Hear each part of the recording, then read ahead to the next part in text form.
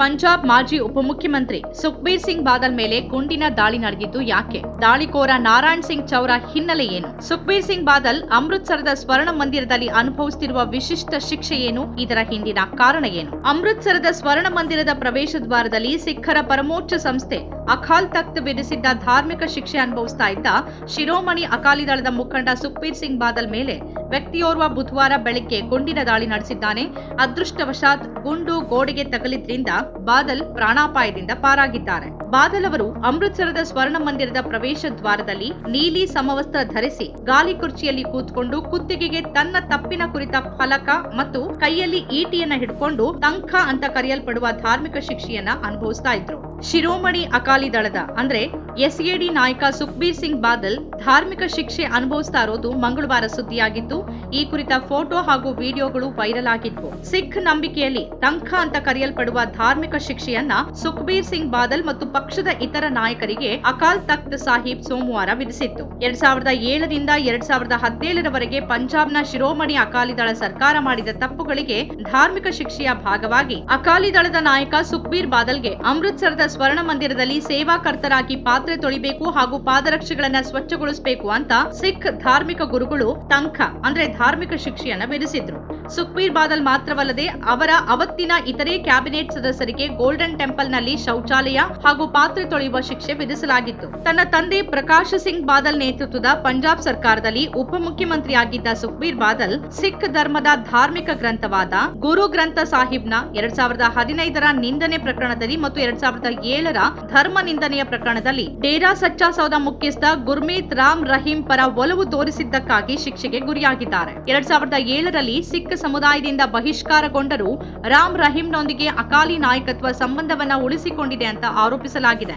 ನಂತರ ಸುಖ್ಬೀರ್ ಬಾದಲ್ ಸೇರಿದಂತೆ ಪಕ್ಷದ ನಾಯಕರು ಡೇರಾ ಮುಖ್ಯಸ್ಥರಿಗೆ ಅಕಾಲ್ ತಖ್ತ್ ಕ್ಷಮೆ ನೀಡುವಂತೆ ಮಾಡಿದ್ರು. ಅಕ್ಟೋಬರ್ 2015ರ ಕೋಟ್ಕಾಪುರ ಪೊಲೀಸ್ ಫೈರಿಂಗ್ ಪ್ರಕರಣ, ಸಿಖ್ ಉಗ್ರಗಾಮಿ ಅವಧಿಯಲ್ಲಿ ಮಾನವ ಹಕ್ಕುಗಳ ಉಲ್ಲಂಘನೆಯ ಆರೋಪ ಹೊತ್ತಿರುವ ಐಪಿಎಸ್ ಅಧಿಕಾರಿ ಸುಮೇಧ್ ಸಿಂಗ್ ಸೈನಿ ಅವರ ನೇಮಕ ಸೇರಿದಂತೆ ವಿವಿಧ ಅಪವಿತ್ರ ಘಟನೆಗಳನ್ನ ಗಣನೆಗೆ ತೆಗೆದುಕೊಂಡು ಈ ಶಿಕ್ಷೆ ನೀಡಲಾಗಿತ್ತು. ಹೆಚ್ಚುವರಿಯಾಗಿ ವಿವಾದಗಳಲ್ಲಿ ಅವರ ಪಾತ್ರಕ್ಕಾಗಿ ಮರಣೋತ್ತರ ಶಿಕ್ಷೆಯಾಗಿ ಪ್ರಕಾಶ್ ಸಿಂಗ್ ಬಾದಲ್ ಅವರಿಗೆ ನೀಡಲಾದ ಫಕ್ರ್ ಎ ಕೌಮ್ ಅಂದ್ರೆ ಸಮುದಾಯದ ಹೆಮ್ಮೆ ಅನ್ನೋ ಬಿರುದನ್ನ ಅಕಾಲ್ ತಖ್ತ್ ಹಿಂತೆಗೆದುಕೊಂಡಿದೆ. ಅಕಾಲಿ ನಾಯಕತ್ವ ತನ್ನ ನೈತಿಕ ತಳಹದಿಯನ್ನ ಕಳೆದುಕೊಂಡಿದೆ ಮತ್ತು ಅದರ ಹೊಸ ಅಧ್ಯಕ್ಷರು ಮತ್ತು ಪದಾಧಿಕಾರಿಗಳನ್ನ 6 ತಿಂಗಳ ಒಳಗೆ ಆಯ್ಕೆ ಮಾಡಬೇಕು ಅಂತ ಗಿಯಾನಿ ರಘುಬೀರ್ ಸಿಂಗ್ ಹೇಳಿದ್ದಾರೆ. ಪಕ್ಷದ ಬಂಡಾಯ ಬಣ ಅಕಾಲಿ ದಳವನ್ನ ಬಲಪಡಿಸೋಕೆ ಪ್ರಯತ್ನಿಸಬೇಕು ಅಂತ ಹೇಳಿದ್ದಾರೆ. ಪೊಲೀಸರ ಪ್ರಕಾರ ಸುಖ್ಬೀರ್ ಮೇಲೆ ಗುಂಡು ಹಾರಿಸಿದ ದಾಳಿಕೋರನನ್ನ ನಾರಾಯಣ್ ಸಿಂಗ್ ಚೌರ ಅಂತ ಗುರುತಿಸಲಾಗಿದ್ದು, ಆತನನ್ನ ತಕ್ಷಣ ವಶಕ್ಕೆ ತೆಗೆದುಕೊಳ್ಳಲಾಗಿದೆ. ಕಾಲು ಮುರಿತದಿಂದ ಗಾಲಿ ಕುರ್ಚಿಯಲ್ಲಿ ಕುಳಿತಿದ್ದ ಬಾದಲ್ ಕಡೆಗೆ ಚೌರ ನಿಧಾನವಾಗಿ ನಡೆದುಕೊಂಡು ಹೋಗಿ ಆತನ ಜೇಬಿನಿಂದ ಬಂದೂಕನ್ನ ಹೊರತೆಗೆದು ಶೂಟ್ ಮಾಡಿದ ದೃಶ್ಯಾವಳಿಗಳು ಸಿಸಿಟಿವಿಯಲ್ಲಿ ದಾಖಲಾಗಿವೆ.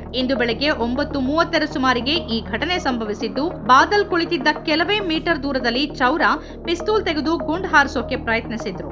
ಸಾಮಾನ್ಯ ಉಡುಪಿನಲ್ಲಿದ್ದ ಭದ್ರತಾ ಸಿಬ್ಬಂದಿ ಚೌರ ಅವರು ಗುಂಡು ಹಾರಿಸುವ ಮೊದಲು ಹತ್ತಿಕ್ಕಿದ್ರಿಂದ ಗುಂಡು ಗೋಡೆಗೆ ಬಡಿತು. ಪೊಲೀಸ್ ಅಧಿಕಾರಿಗಳಾದ ಜಸ್ಬೀರ್ ಸಿಂಗ್ ಮತ್ತು ಪರ್ಮೀಂದರ್ ಸಿಂಗ್ ಚೌರ ಹಾನಿಯಾಗದಂತೆ ತಡೆದಿದ್ದಾರೆ. ಚೌರನನ್ನ ಘಟನಾ ಸ್ಥಳದಲ್ಲಿ ಬಂಧಿಸಿ ಆತನ ವಿರುದ್ಧ ಪ್ರಕರಣ ದಾಖಲಿಸಲಾಗಿದೆ. ಅಮೃತಸರ ಪೊಲೀಸ್ ಕಮಿಷನರ್ ಗುರುಪ್ರೀತ್ ಸಿಂಗ್ ಬುಲ್ಲರ್ ಅವರು ಡಿಐಜಿ ಮಟ್ಟದ ಅಧಿಕಾರಿಯ ನೇತೃತ್ವದಲ್ಲಿ 175 ಪೊಲೀಸ್ ಸಿಬ್ಬಂದಿ ಕರ್ತವ್ಯದಲ್ಲಿದ್ದು ವಿವರವಾದ ಭದ್ರತಾ ಯೋಜನೆ ಸ್ಥಳದಲ್ಲಿದೆ ಅಂತ ದೃಢಪಡಿಸಿದ್ದಾರೆ. ದಾಳಿಕೋರ ಚೌರ ಹಿಸ್ಟ್ರಿ ಶೀಟರ್ ಆಗಿದ್ದು, ಅಮೃತಸರದ ಸಿವಿಲ್ ಲೈನ್ಸ್ ಪೊಲೀಸ್ ಠಾಣೆಯಲ್ಲಿ ಮೇ 8, 2010ರಂದು ದಾಖಲಿಸಲಾದ ಸ್ಫೋಟಕ ಕಾಯ್ದೆಯಡಿ ಸೇರಿದಂತೆ ಸುಮಾರು 30 ಪ್ರಕರಣಗಳಲ್ಲಿ ಬೇಕಾದವನಾಗಿದ್ದಾನೆ. ಚೌರಾನನ್ನ ಫೆಬ್ರವರಿ 28, 2013ರಂದು ಜಲಾಲಾಬಾದ್ ಗ್ರಾಮದ ತರನ್ ನಲ್ಲಿ ಬಂಧಿಸಿ ನಂತರ ಜಾಮೀನಿನ ಮೇಲೆ ಬಿಡುಗಡೆ ಮಾಡಲಾಗಿತ್ತು. 2 ದಶಕಗಳ ಹಿಂದೆ ಪಂಜಾಬ್ ಮಾಜಿ ಮುಖ್ಯಮಂತ್ರಿ ಬಿಯಾನ್ ಸಿಂಗ್ ಹಂತಕರು ಪರಾರಿಯಾಗಿದ್ದ ಚಂಡೀಗಢದ ಬುರೈಲ್ ಜೈಲ್ ಬ್ರೇಕ್ ಹಿಂದಿನ ಮಾಸ್ಟರ್ ಮೈಂಡ್ ಚೌರ ಅಂತ ಆರೋಪಿಸಲಾಗಿತ್ತು. 1984ರಲ್ಲಿ ಖಲಿಸ್ತಾನಿ ಚಳವಳಿ ತಾರಕಕ್ಕೇರಿದ್ದಾಗ ಚೌರ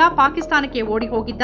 ನಂತರ ಅಲ್ಲಿಂದ ಭಾರತಕ್ಕೆ ಶಸ್ತ್ರಾಸ್ತ್ರಗಳು ಮತ್ತು ಸ್ಫೋಟಕಗಳ ದೊಡ್ಡ ಪ್ರಮಾಣದ ಕಳ್ಳ ಸಾಗಾಣೆಯಲ್ಲಿ ಭಾಗಿಯಾಗಿದ್ದ. ಪಾಕಿಸ್ತಾನದಲ್ಲಿದ್ದಾಗ ಗೆರಿಲ್ಲಾ ಯುದ್ಧ ಮತ್ತು ದೇಶದ್ರೋಹಿ ಸಾಹಿತ್ಯದ ಕುರಿತು ಪುಸ್ತಕವನ್ನು ಚೌರ ಬರೆದಿದ್ದ. ದಾಳಿಯ ಉದ್ದೇಶ ಇನ್ನೂ ಸ್ಪಷ್ಟವಾಗಿ ತಿಳಿದು ಬಂದಿಲ್ಲ ಅಂತ ಪೊಲೀಸರು ತಿಳಿಸಿದ್ದಾರೆ. ನಮ್ಮ ಕಾರ್ಯಕ್ರಮಗಳನ್ನ ನೀವು ನೋಡ್ತಾ ಇದ್ರೆ ನಮ್ಮ ಚಾನೆಲ್ ಅನ್ನ ಸಬ್ಸ್ಕ್ರೈಬ್ ಮಾಡಿ, ಪಕ್ಕದ ಬೆಲ್ ಐಕಾನ್ ಒತ್ತಿ ನಮ್ಮನ್ನ ಬೆಂಬಲಿಸಿ. ಹಾಗೆ ನಮ್ಮ ಕಾರ್ಯಕ್ರಮಗಳನ್ನ ಲೈಕ್ ಮಾಡಿ, ಕಮೆಂಟ್ ಮಾಡಿ, ಅದನ್ನ ಬೇರೆಯವರಿಗೂ ವಾಟ್ಸ್ಆಪ್ ಮೂಲಕ ಶೇರ್ ಮಾಡಿ. ನೀವು ಹೀಗೆ ಮಾಡಿದಾಗ ನಮ್ಮ ಚಾನೆಲ್ ಇನ್ನಷ್ಟು ಮತ್ತಷ್ಟು ಜನರಿಗೆ ತಲುಪಲು ನೀವು ನಮ್ಮೊಂದಿಗೆ ಸಹಕರಿಸಿದ ಹಾಗಾಗುತ್ತೆ. ಇದು ನೀವು ಯಾವುದೇ ಖರ್ಚಿಲ್ಲದೆ ಕೆಲವೇ ಸೆಕೆಂಡುಗಳಲ್ಲಿ ನೀಡಬಹುದಾದ ಸಹಕಾರ. ಧನ್ಯವಾದಗಳು.